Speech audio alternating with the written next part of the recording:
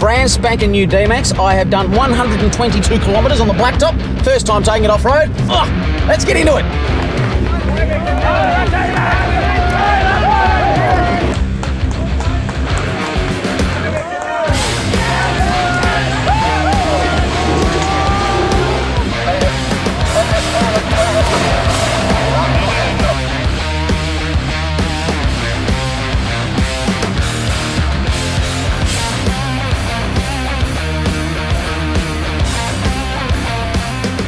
Folks, I am absolutely stoked because today I get to do something very cool. I'm going to give you a look around a brand new 2021 model D-MAX. You see, we're some of the first in the country to modify one of these bad boys. I'm talking first to put suspension under it, first to put a canopy on the back. This bull bar, brand spanking new, and has been designed for this particular vehicle. So I'm going to take the opportunity right now to do a full walk around, show you what I've done so far to build this thing up, and of course, hopefully, give you a few tips and ideas for your dual cab build-up. If you can't tell, I'm excited. Let's get stuck into this. As for the size and the layout on the canopy up the back here, I've gone with something very, very similar to what I had on the red D-MAX. That is a box at 1600 by 1400. For me, it's the perfect size for everything I need on these trips, and yet it keeps all the weight over this rear axle. There's not any real overhang, which I think is super important. Now, this is what I've been looking forward to. Let me show you how I've got this canopy set up. Not a lot of change from the old D-MAX, the red one. We've done much the same thing. We've got a clear view easy slide here because, well, I'm only about this tall. I need to be able to bring the Mike Coleman fridge down to meet me because I can't reach inside there when she's up there like that. What I love about this fridge slide as well, you can keep your cup in there so you don't lose your cup. That's fantastic. Now, of course, I've got my little shelf up here. I've got some water up there at the moment. Also got some toilet rolls because you just never know. This little table here, game changer. Love that. Every morning, that's where coffee gets made. And I've got all my rations in here for the next few days out shooting, you know, 2-minute noodles. We got some tuna in here, all the bits and pieces you're gonna need. Of course, I've got a few plans for in here. I wouldn't mind putting a travel buddy up in here so that I can sausage rolls out on the track. I reckon the lighting setup I've got on the D-MAX is something you'll love because it's an easy, simple install, costs 29 bucks a light, and can be turned on and off with your phone. These little bad boys are the Terralume X1 camp lights. For a small light, they really light up your camp really well. I've got 2 on each canopy door, which is more than enough. Now, what do you reckon? Would you run these lights in your 4-wheel drive? Folks, I want to know though, what would you do on this side of the canopy that I haven't thought of? 12 volt, what would you do? What would you do this side, the kitchen side, the living side of the canopy that I have yet to do? Put it in the comments down below and I'll have a look. I might do what you're saying. Let's have a look at the back here. Of course, 20 litre jerry down here. You can change that jerry can out if you want to. You can put water in there. I've currently got a diesel one in there. Probably won't be using that for diesel this trip, and I won't be using it for water either. I'll show you why in a minute. Hey, this is cool. Keep your rubbish bags just up in there. They can't get out. You've always got a fresh rubbish bag for picking up grubs rubbish out in the bush. Got me ladder here. Look at that, how cool is that? So I can get up on the roof, undo my Max Tracks, or even just get up there for a look around. That's fantastic. This has been a game changer for me. The trundle tray, yeah, heaps of space, doesn't get any water in it, it's dust proof, but what I love is this table right here. You would be blown away by how much of a difference having this extra table space makes in camp. Just don't take a camera crew with you because they're always on here charging cameras. Spare tyre on the back. So much easier to get to than underneath where it is usually stored from factory. Because the canopy is shorter than the tray, the tyre doesn't hang super far off the back of the canopy. It's closer to the axle, meaning the weight is better distributed. You might have noticed up the rear of the vehicle, we've still got the stock factory rear bar. Now, that's going to be replaced. We've got some massive plans coming in 2021, so watch this space, because that's getting out of there, and we're replacing it with, you got to wait and find out. So that's kind of the back. That's what we're talking about here. Okay, let's get around the storage area. Alrighty, this right here is what I like to call the storage area. So this is where everything goes that I don't need sort of until I get into camp. Now, we're going to start right up the top. You've probably noticed, got me double pluggers up there. They just, it just works. I know exactly where they are. They don't fall out. Put your double pluggers up there. You can sometimes even put your stubby holders up there. This little shelf is super handy. However, you might notice my friendly camera crew have taken it over. I've got tripods, light stands, there's all sorts of things up there. As soon as they found that shelf, they went to town on it. If it's yours, well, you can put all sorts of things up there that belong to you. I've got my seat down here. This goes to show how big this box is. I've got full-size swag in here with room for the recovery kit, my seat, and as you can see, you know, when I put that up out of the way, I've still got quite a big area all through here to put more bits and pieces in.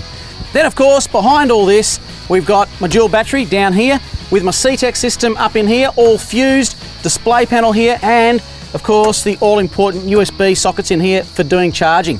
Down here, we've got one of these little toolboxes. Now, what I use this one for, the other side, I keep my dirty recovery gear in, but this side here, a few odds and ends at the moment. I've got spare gas for the camp cooker.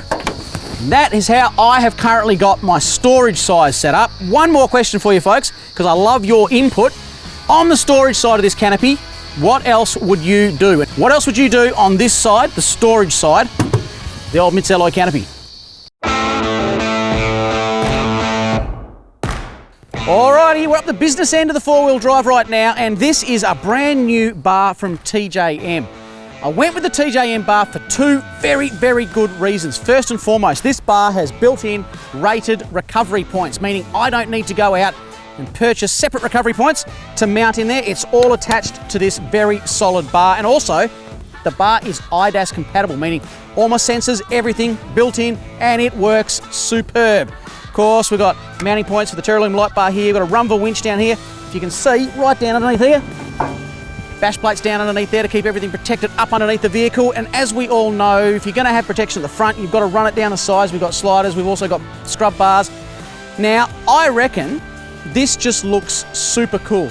What do you folks think at home? I reckon as a front bar, TJM have absolutely nailed this, but I'd love to know what you think. In the comments below, let me know. Personally though, I reckon that looks smick. And lastly, the water setup on this rig is a neat 40-litre plastic container mounted directly behind the MITS alloy Canopy over the centre of the vehicle for perfect weight distribution and access.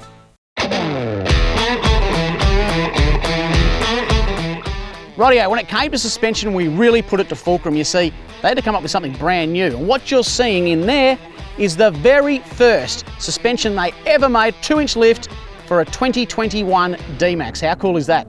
Now, as for the suspension lift itself, we've gone 2-inch on all the previous models as well as this one right here. I've just found 2-inch just works. It's good on-road and it is workable off-road. But folks at home, what would you do if you got a brand new D-MAX given to you? Would you go 2-inch? Would you go higher? Let me know in the comments down below. Now, wheels and tyres. I've been running these Bridgestone MTs all over Australia for so many years now that I just stuck with them. They just work. And of course, they're balanced up here, of course, on a set of dynamic rims. We're currently running 31s, but the new D-MAX has quite a bit more room. So we're gonna see maybe if we can fit a bigger set down the track.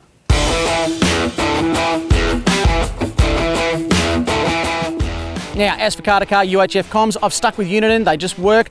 Up the front here, I've got their brand new ATX range of aerials. I've got a couple in the car that I can swap out if I need to, from 3 dBi to 6.6 dBi, depending on where we are and what we're doing. They just work. Inside the car, I've stuck with the 9080, the handheld unit. It's in all my four-wheel drives, it just works. Now, as for driving lights, you probably noticed that I'm just running a Terralume light bar up the front here. I was going to go paired up with set of spotlights for the ultimate lighting, but I used this the other night and I just found that it was so good to throw a heap of light down the road. And the reason I'm only running a light bar is primarily we only do tough tracks in this. I do a bit of country driving, but the thing is I don't do that at night. I mainly do it during the day, and I wanted this to be able to spread light out whilst we're out on the tracks at night. But I've just found it so good on the road as well at night that I think I'm just going to stick with this for a while. We'll see how we go. What do you folks at home run? Do you run single light bar, single spots, combination of both? What do you reckon is the ultimate way to use lights on a four-wheel drive? Let me know in the comments below. Now, I just took a second to climb up here to show you this MaxTrax holder. I get asked all the time, where do you get this MaxTrax holder from? You can't. This was custom made for me so that I could get to the MaxTrax when I'm up on the roof, and it just kind of makes a bit of a feature of it. I like them up here like this. They're locked on here so you can't steal them. So if you have an idea of how you want to mount your MaxTrax and you reckon it's better than this, let me know, because I reckon this is the ultimate way to mount MaxTrax.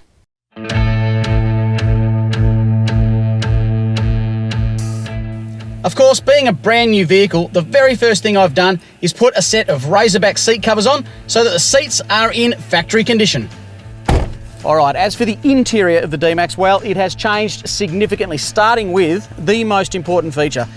The new seats, so much more comfortable than the old model D-MAX. I've just done 2 800k days.